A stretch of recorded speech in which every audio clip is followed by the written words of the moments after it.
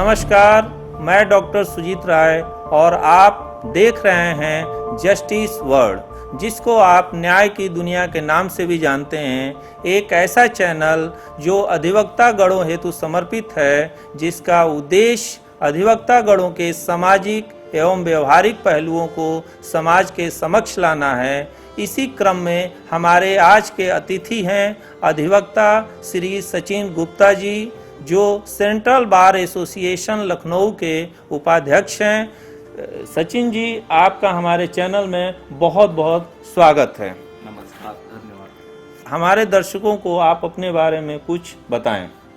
मैं एक मध्यम वर्गीय परिवार से ताल्लुक़ रखता हूं जी।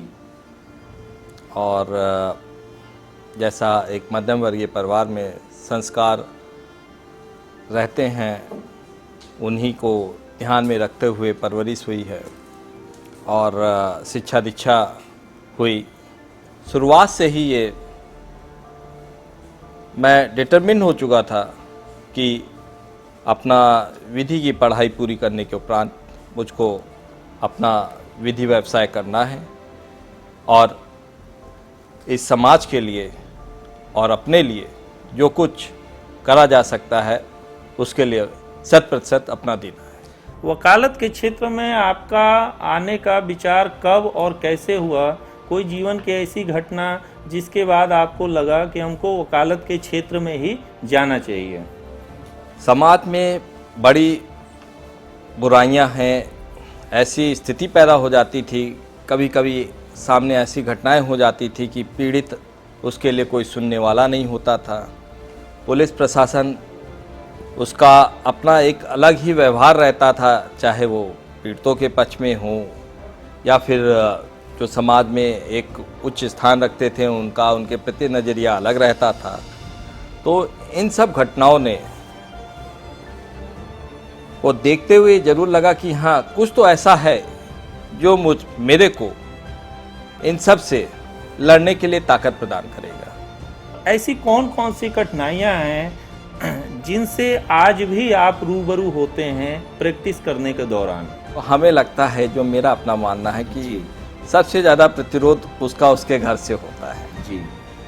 हो सकता है उसके माता पिता, जी, या माता को ना पसंद हो आपका व्यवसाय या पिता को ना पसंद हो आपका व्यवसाय। शुरुआत में हमारी माताजी को भी हमारा इस व्यवसाय में आना बहुत ज़्यादा अच्छा नहीं लगता था। हाँ, पिताजी का हमेशा से ही सदैव उन्होंने मेरे को प्रोत्साहित करा और हर समय एक मजबूत स्तंभ की तरीके से साथ दिया उन्होंने। शुरुआती दौर में तो आपको किन किन प्रकार की कठिनाइयों का आभास हुआ, किन किन कठिनाइयों से आप रूबरू हुए, और वो उनमें से क्या कुछ कठिनाइयाँ आज भी मौजूद हैं?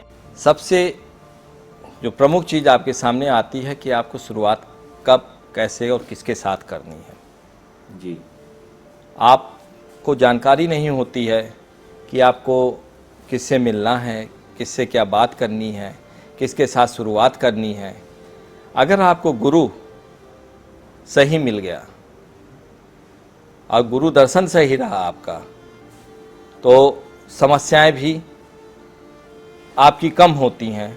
लेकिन उन समस्याओं से निकलना और निपटना आपसी के होता है। कई तरीके की समस्याएं हैं कि कैसे लिखना है, कैसे ड्राफ्टिंग करनी है, कैसे पढ़ाई करनी है, कैसे केसेस को न्यायालय के सामने समझ रखना है, कैसे मुकदमे की तैयारी करनी है।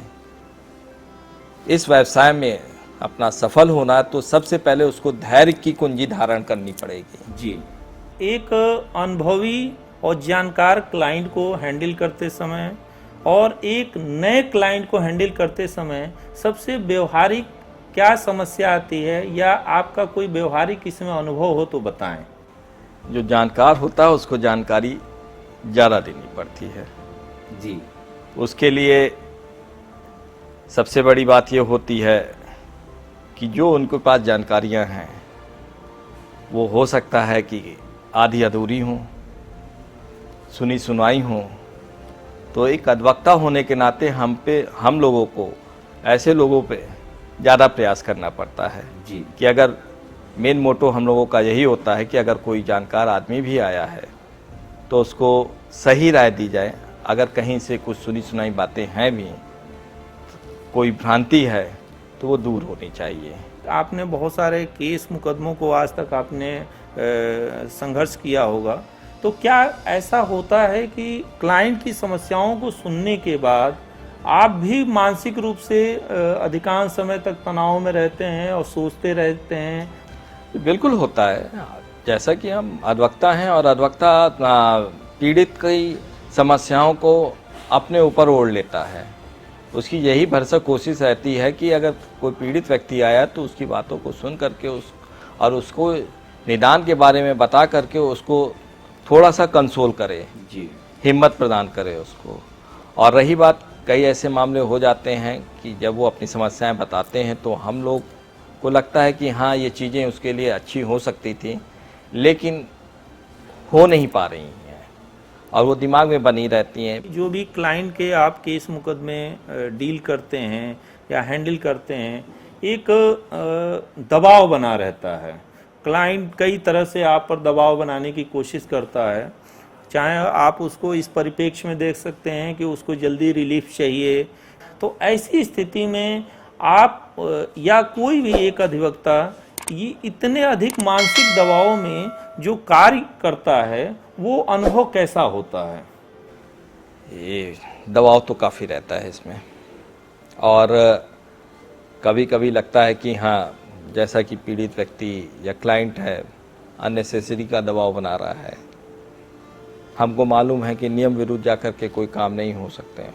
उस स्थिति में उसको समझाया जाता है, समझते हैं तो ठीक है, नहीं समझते हैं तो इस स्थिति में ये रहता है कि कोशिश भरसक रहती है कि उसको न्यायालय के जरिए जल्दी न्याय दिलाया जाए। उसको कभी कभी उंगली सीधी ना करके टेढ़ी भी करनी चाहिए, और आपको उसको समझाना भी चाहिए और डांटना भी चाहिए कि आप नियम कानून से परे हट करके कोई भी चीज़ नहीं कर सकते हैं। प्रारंभिक चरण में जो भी आपके जूनियर्स होते हैं जो आते हैं, वो ऐसी क्या क्या गलतियां करते हैं या उनसे ऐसी क्या क्या गलतियां हो जाती हैं जिसके कारण वो अपने कैरियर में बहुत आगे नहीं बढ़ पाते हैं? वाकई ये कचहरी ऐसी जगह है, कोर्ट कचहरी, कि जब कोई भी न्यू कमर एडवोकेट आता है तो बहुत सपने लेके आता है जी, और उन सपनों को पूरा करने के लिए आपको समय देना पड़ेगा, जी तोड़ मेहनत करनी पड़ेगी। कई बार आपकी हिम्मत और आपका विश्वास और आत्मविश्वास टूटेगा। इन सब चीज़ों से आप अपने को परे रखेंगे और निरंतर आप मेहनत करेंगे, तभी आगे आप इस विधि व्यवसाय में सफलता प्राप्त करेंगे। वकालत के माध्यम से आपका आर्थिक पक्ष कितने प्रतिशत तक मजबूत रहता है और जीवन की सुरक्षा का जो रिस्क प्रतिशत है वो कितने प्रतिशत तक सुरक्षित रहता है? थोड़ी अनिश्चितता बनी रहती है, लेकिन जैसे जैसे आप ग्रोथ करते जाएंगे, समय देते रहेंगे वकालत में, यह अनिश्चितता भी ख़त्म हो जाती है। लेकिन ये डिपेंड कर जाता है कि आप कितना समय अपने इस विधि व्यवसाय को ईमानदारी से दे रहे हैं। जी, ठीक है। और रही जीवन की प्रतिशतता, सुरक्षा की प्रतिशतता की अगर आप बात करें तो जीवन के बारे में ना तो नहीं, इस पक्ष का हमारा ये है कि आप लोगों का प्रतिदिन यहाँ पर सामना अच्छे और बुरे दोनों प्रकार के लोगों से होता है। तमाम शहर में, देश में ऐसी घटनाएं हम लोगों ने सुनी हैं कि हमारे सम्मानित अधिवक्तागणों के साथ तमाम घटनाएं घटी हैं और तमाम ऐसे अपराधी वर्ग है जो उनके साथ कुछ न कुछ ऐसी घटनाएं घटी थी। तो वो सुरक्षा का जो प्रतिशत है, वो रिस्क है, उसको आप किस तरह से आकलन करते हैं? रिस्क हमारे जीवन का भाग हो जाता है जी, और रिस्क बना रहता है क्योंकि अलग अलग तरीके के हम लोग वकालत करते हैं। पता चला कि आज हम किसी क्रिमिनल मामले में कोई कर रहे हैं, उसमें कोई माफिया जुड़ा हुआ है, या फिर हम जिस कचहरी में बैठ रहे हैं वहाँ पे पता चला कि आतंकवादी घटनाएं हो जाती हैं, वहाँ पे सुरक्षा के जो मापदंड हैं वो फेल रहते हैं। तो जीवन में देखिए, सुरक्षा की दृष्टि से जीवन में संकट तो बना रहता है, लेकिन ये है कि आप अगर किसी के साथ गलत नहीं करते हैं तो हमारा ये मानना है कि बहुत कम संभावना रहती है कि आपके साथ गलत हो। ये समाज से आपकी कुछ अपेक्षाएं होंगी, वो कैसी हैं? सरकार से क्या अपेक्षाएं रखते हैं? और ये जो शासन प्रशासन है, इससे क्या अपेक्षाएं आप रखते हैं? अधिवक्ताओं की सुरक्षा को लेकर के, जैसे कि आपने बीच में भी कहा कि हम लोग को जान माल का खतरा बना रहता है, और एडवोकेट प्रोटेक्शन एक्ट या कह लीजिए एडवोकेट प्रोटेक्शन बिल आए और उसको पारित होना भी बहुत ज़रूरी है, जिससे कि हमारी जान माल की सुरक्षा हो सके। दूसरा, एक प्रशासन स्तर से भी यही निवेदन है कि हम आपके भाग हैं, तो जितनी जल्दी इस चीज़ को समझ लेंगे उतनी ही जल्दी प्रशासनिक कार्यों को करने में भी और न्यायिक कार्यों को करने में भी उनको और हमको सहूलियत होगी। समाज से क्या अपेक्षा आप रखते हैं? समाज से ये है कि हम आपके भले के लिए हैं, और आप अगर बीमार हैं तो आपको आना अधिवक्ता के पास ही है, तो उस अधिवक्ता से आइए, खोल करके अपनी बात कहिए और आपकी समस्याओं का निराकरण अवश्य वो करेगा, क्योंकि हम आप ही के बीच से निकल के आए हैं। हमारा भी घर परिवार है, हमारे भी नाते रिश्तेदार हैं, और हम भी समाज के हिस्सा हैं। तो अगर आप अलग तरीके से, अलग नज़रिए से देखेंगे तो आप और हमारे बीच में विभेद हो जाएगा। अगर आप हमें अपना मान करके आएंगे तो जाहिर सी बात है कि हम आपके लिए सदैव खड़े रहेंगे। जी सचिन जी, एक अंतिम सवाल, न्याय व्यवस्था में भी आप शामिल हैं, एक मनुष्य होने के नाते क्या आप अपने परिवार के साथ न्याय कर पाते हैं? क्या आप, सबसे बड़ी बात, क्या आप अपने साथ न्याय कर पाते हैं? बड़ा जटिल प्रश्न है आपका, और कहीं ना कहीं जो पारिवारिक अपेक्षाएं होती हैं एक अधिवक्ता से, जो उनका बेटा होता है या किसी का पति होता है, किसी का बाप होता है, लेकिन उन सब चीज़ों से हट करके हम लोगों को अपने क्लाइंटों के लिए कहीं ना कहीं कुछ ना कुछ त्याग करना पड़ जाता है। ये थोड़ी मोड़ी चीज़ें हैं, कभी घर परिवार वाले समझ जाते हैं, कभी समझाना पड़ता है, कभी उनके साथ समय बिताना पड़ता है।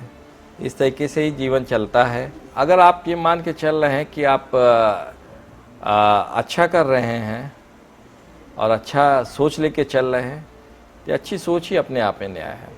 सचिन जी, हमारे आप इस चैनल पर आए और अपना बहुमूल्य समय दिए, इसके लिए बहुत बहुत धन्यवाद। नमस्कार। तो ये थे हमारे सेंट्रल बार एसोसिएशन लखनऊ के उपाध्यक्ष श्री सचिन गुप्ता जी। अगले फिर हम किसी सम्मानित अधिवक्ता के साथ आपसे रूबरू होंगे। तब तक के लिए बहुत बहुत धन्यवाद। नमस्कार।